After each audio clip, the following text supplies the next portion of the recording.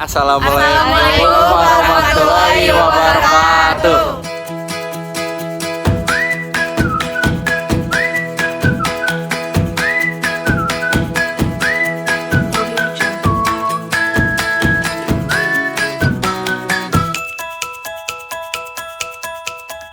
Kami dari kelompok 4 akan mensimulasikan bagaimana cara mencari garis lurus di lapangan dengan 4 kasus. Check it out. Check it out. Yang berbeda. Audio Jungle.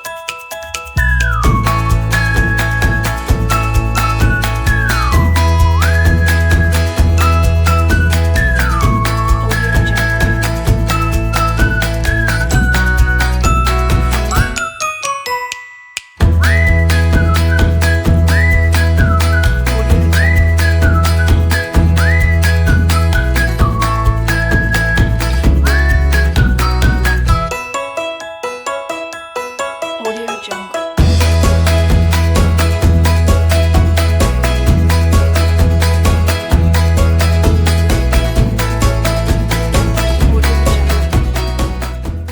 Pada kesempatan kali ini kita akan melakukan sebuah simulasi membuat garis lurus. Nah, kita udah menentukan titik A sama titik B nih.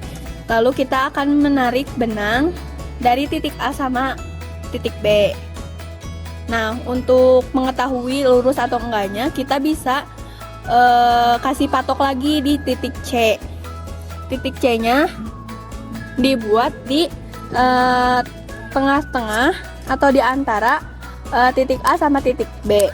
Nah, kalau kita menggunakan ukuran sekitar 10 cm. Nah, kalau di jarak ke lapangannya tuh, jarak sebenarnya di lapangan tuh 10 meter.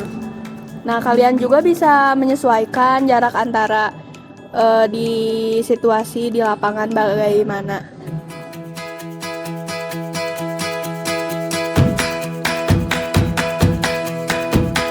Audio Jungle.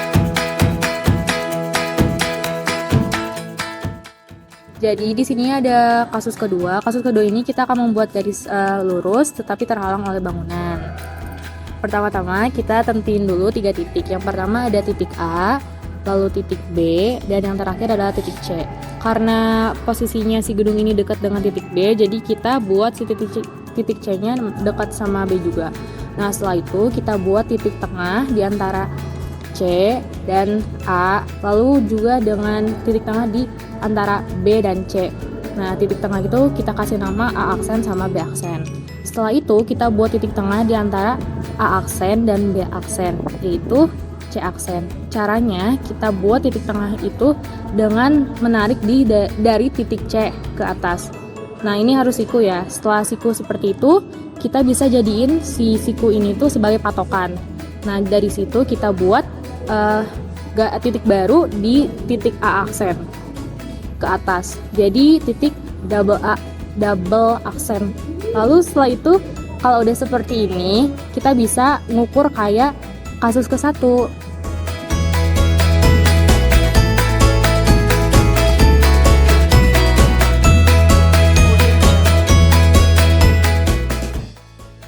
Selanjutnya kita akan menghitung bagaimana cara membuat garis lurus di lapangan yang terhalang oleh gedung dengan cara perbandingan segitiga.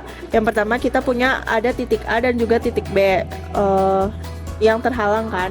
Nah, setelah itu kita membuat titik C yang sejajar dengan titik B. Yang tidak sejajar makanya mendekati yang B gitu ya, tidak harus mendekati yang A seperti yang awal tadi.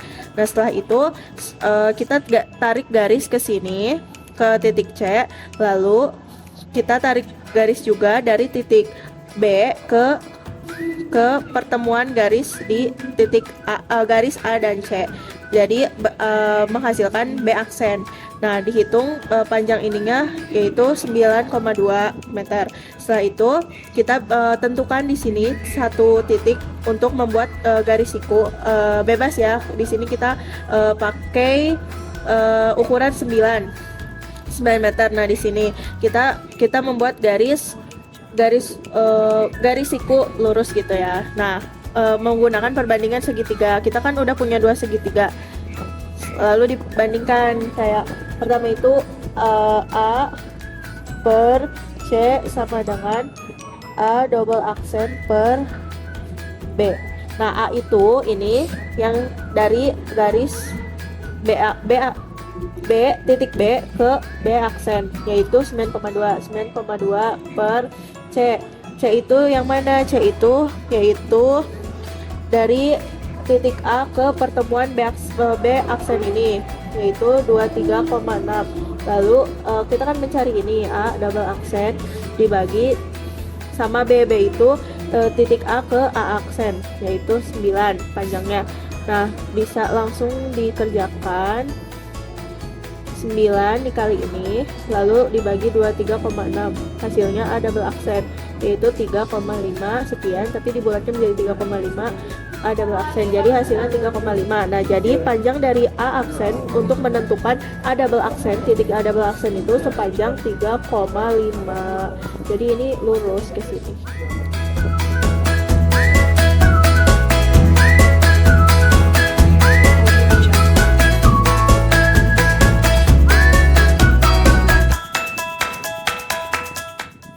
Jadi sekarang kita punya kasus keempat. Kasus keempat ini membahas tentang cara mencari lebar sungai tanpa perlu untuk menyeberangi sungainya. Jadi kita ada di bagian sebelah sini. Caranya itu pertama-tama kita harus tentukan dulu di seberang sungai harus ada sebuah objek. Nah, objek itu bebas bisa berupa apa saja. Ini anggap saja ini pohon gitu ya. Nah, kita sedang berada di posisi sini. Setelah itu kita akan membuat titik A dan titik B, yang dimana garis ini akan siku-siku di sebelah sini. Setelah mencari titik B, cari juga titik D. Titik D ini panjangnya bebas dan panjang AB juga bebas. Namun DBA ini sudutnya harus siku-siku 90 derajat. Nah, garis D ini setelah ditentukan, kita akan membuat sebuah garis bayangan yang dimana garis antara titik D kepada objek yang titik C itu dibidik lalu membuat sebuah garis yang akan bertemu di titik X. Setelah itu dengan perbandingan segitiga kita akan mencari jarak lebar sungai yang diperumpamakan dengan P. Nah, sekarang mulai ke cara perhitungannya. Di sini ada garis P yang akan dicari. Kita perumpamakan saja dengan huruf P. Lalu kita ketahui ada panjang Q. Panjang Q adalah panjang di mana titik A menuju titik X. Lalu panjang Q ini setelah diukur ada sekitar 8,65 meter. Setelah itu kita punya titik S, yang dimana panjang S adalah dari titik X menuju titik B sepanjang 7,3 meter. Lalu kita punya R. R merupakan panjang dari titik B menuju titik D sepanjang 5 meter. Nah, dengan menggunakan perbandingan segitiga kita akan mencari yang dimana panjang P bisa dicari dengan P dibagi Q akan sama dengan R dibagi S. Nah, Q kan 8,65 meter dibagi S yang sepanjang 7,3 meter.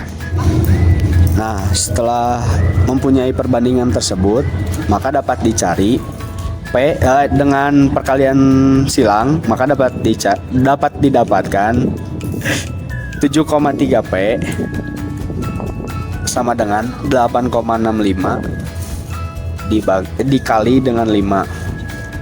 Setelah dihitung-hitung, P akan sepanjang 5,92 yang bisa dibulatkan menjadi 5,9 meter. Nah, sekarang ke pembuktian. Dari perhitungan kita mempunyai panjang P adalah 5,9 meter. Sekarang kita buktikan dengan penggaris.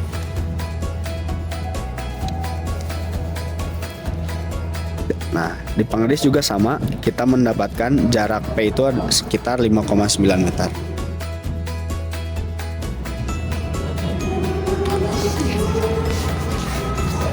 Sekian, terima kasih. Jadi itu dia video dari kita teman-teman. Semoga video yang kita buat bisa bermanfaat untuk kalian semua. See